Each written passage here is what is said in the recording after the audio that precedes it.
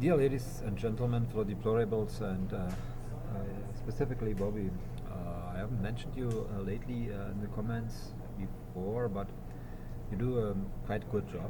You do a good job, in fact, because your possibilities are a little bit limited. I know. So you're now Secretary of Health, and you want to make MAHA, make America healthy again. That's a very good aim, understood as a very good aim, even by governors. Going to the different states, pushing the states to go for it separately is also a good idea. So there will be a more backing in it, no? And you won't feel like being obliged, no? Because it's your own state decision to do so. Um, that's okay. With the vaccination, you may be a little bit disappointed that you can't go so far. You can do, but just be patient. Do it step by step. Do your statistics. Do your investigations about how vaccination works. Check the quality of the statistics. No? There is a professional statistics, what is always very good, and there's an unprofessionally made biased statistics that brings more damage than goodness in it. So true statistics has to be done with more or less professional interviewers. It's not really a high skill job, but they need to be skilled and trained and in asking their questions without bias and without suggesting an answer and without showing their own opinion to the subject. They may talk about other subjects not related to the polls and to the research, no research, but nothing related to it, and say, no, I think that's a no-go for interviewers, and check that they go the professional way. Use interviewers who do a real good statistic, a real good interview, without any suggestive questions, suggestive comments, asking things without commenting it in one way or another. That's what interviewers should do. And if the statistics is really what it should have always, has a right percentage of female, male, of different social classes, of different backgrounds, so that it is really representative, no? And enough people asked about. So you need to care about it, and what kind of questions have been asked now, and how are they asked. So go a little bit into the statistics and the background of the professionality of statistics before using them. Now. And when they are professionally made, then they are usually very useful and they can be called scientific. And then check it, check the things you want to check, and check your theories by doing the statistics. No? When you wanna figure out if a vaccination has side effects, no? Then you need not only to ask about are you vaccinated, have you had a kind of sickness. You need to figure out different topics. No? Is it an average healthy population that has been vaccinated, that has been asked? Is it only a very sick population part who would have who had died short with or without vaccination? This need to be figured out within the statistics as well, and it need to be figured out within the statistics as well. What kind of other possibilities exist that they have died or have the side effect? Nah? That somebody has taken a vaccination and one day later he dies is not yet a proof. It's a kind of evidence. Difference between evidence and proof. It's not a proof that he has died because of the vaccination. But it is an evidence, it's a hint that it could be like this. Nah? It's a higher probability, not more, not less. There can be other reasons. It can be get killed. They can have made suicide. And these things need to be figured out as well when doing this such statistics. No? Figure out if they have been used, if they are used data, physiological data of the dead people that are very typical, could be very typical side effects of the vaccination, or could have been related to other things. No? You need to check the probabilities. No? But do it. Try to verify in a scientific way your theories. They may be right, they may be wrong. try to verify it in a scientific way. Try to surround yourself with unbiased, good scientists who know very well the science, who are very good in research, and who are open-minded, what's called open-minded. So they are not biased. They are not going out to prove or disprove. They are open for proof or disproof, and without any bias, professional researchers. And then do it.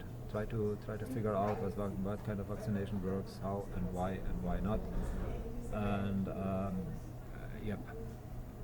And try to improve the vaccination, figure out the new technologies, the pro and cons, and compare the pro and cons and the dangers of the different vaccinations, and the least dangerous should be applied. And try to differentiate well the group who needs and who don't need a vaccination. You want to go into the topic, and care about that the big pharma does a good job. They tend to be biased. No? They tend to pay biased research. No?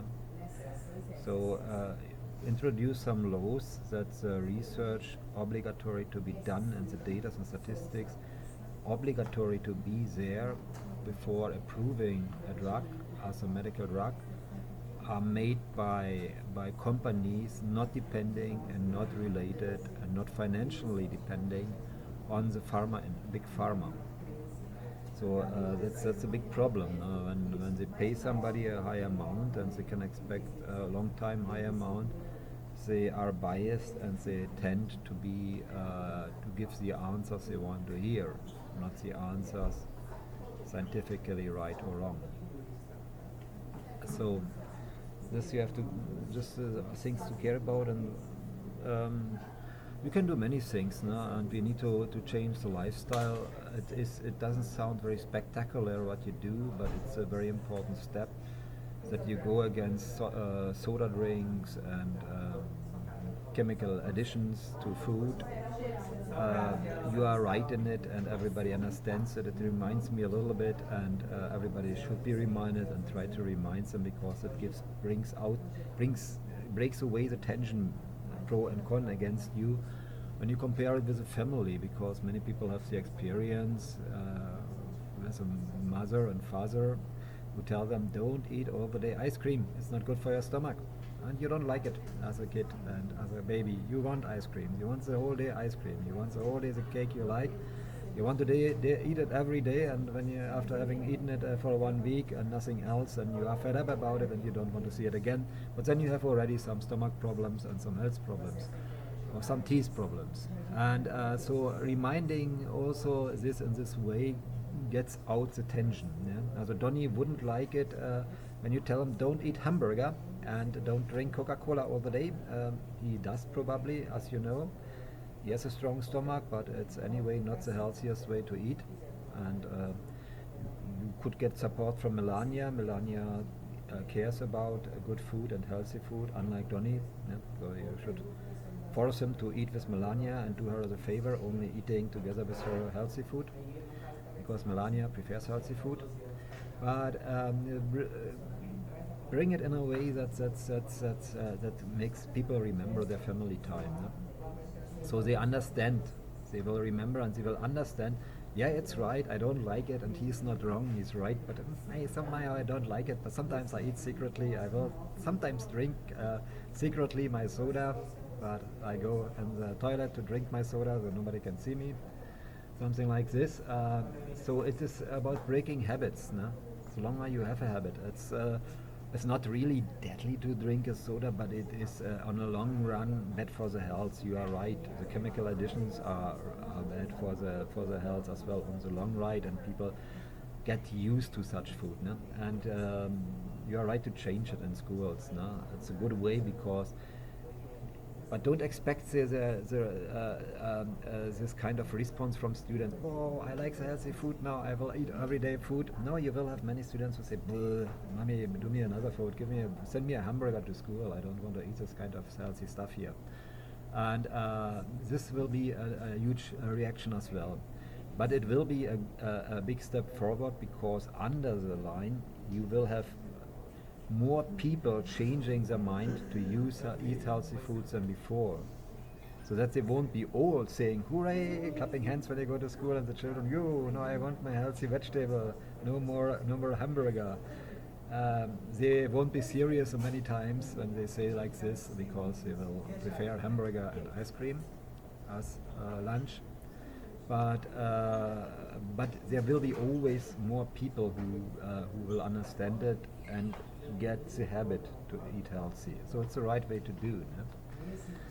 So don't get disappointed when there will be negative effects. It reminds me a little bit in Europe and also in the United States when the prohibition came over the world with smoking cigarettes prohibited on bus stations and restaurants. There was a good many people protested against it because most people have been smokers, and they didn't want to stop smoking on the bus station or in restaurants, and they wanted to smoke and eat and having lunch. Doesn't matter there's a non-smoker or not. And so there was a big problem in the beginning, but there must be a beginning.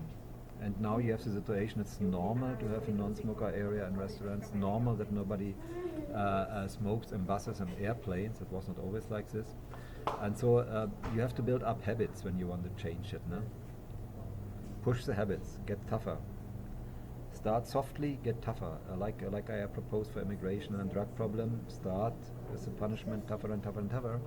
But you must go a little bit slowly because people don't understand it, and they have a long time habit to do the bad nutrition and bad food and to eat it and to like it.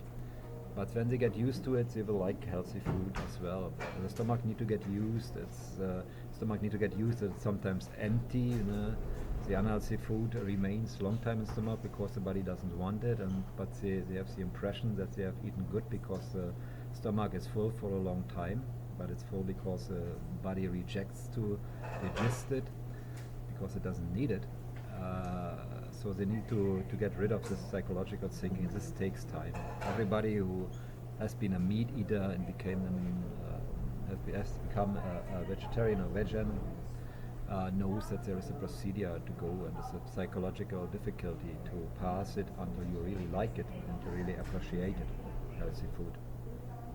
So take your time, have the patience. No, it's not really a very popular job you do, going to the schools and say don't eat hamburger, don't eat ice cream.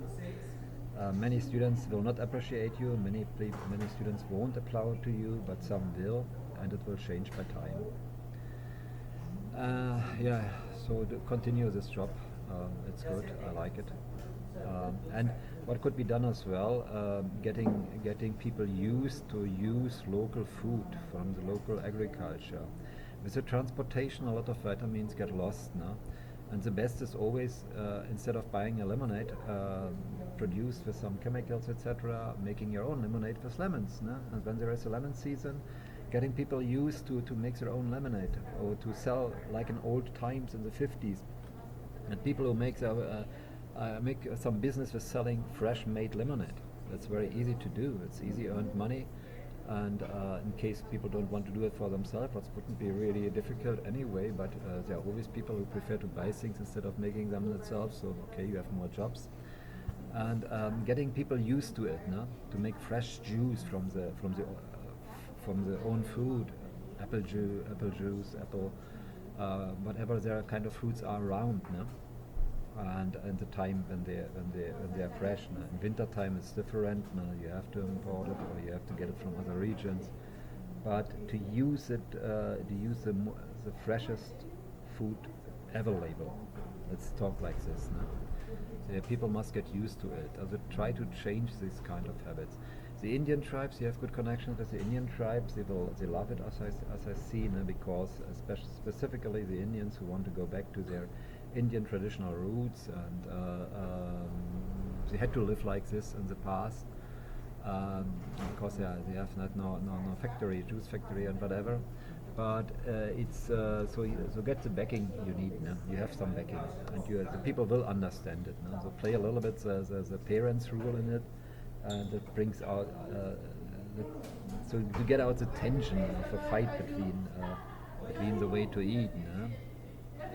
So they will understand it, they will eat unhealthy food secretly, that's the way it goes. And later on they get more and more used to digest also healthy food, what they may not like in the beginning.